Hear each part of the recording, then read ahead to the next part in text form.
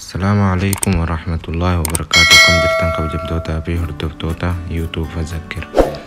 Arra barumsa tokko qabadde isiniif dhiyaadhe. Barumsinis akkaataa Facebook keessan maqaa irraa qayyarachuu dandeessanii akkuma asirra jiru kanaan sirriitti na hordofaa. Barumsa gaarii isiniif ta'a jedhee abdadha.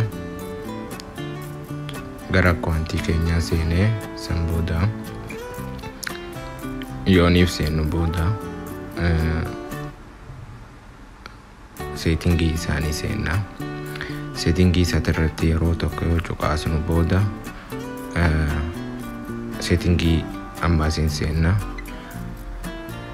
Ani afaan kan keessa jiruun hin fayyadama waan ta'eef isin laalaatuma fayyadama. Akkuma asirra jiru kanatti hordofaadha. San booda daareektii qayyarachuu dandeessan karaa salphaa ta'een jechuudha. Viidiyoon kun viidiyoo dheeraa miti.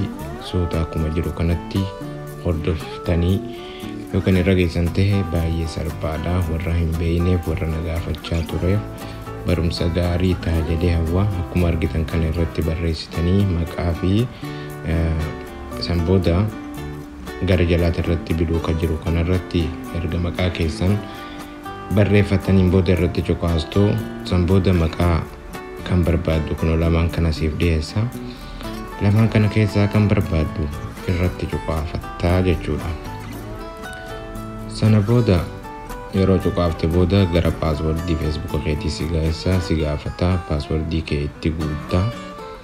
Eega paaswordii itti guutte booda Facebook kee daareektii siif qayyaramee jira jechuudha.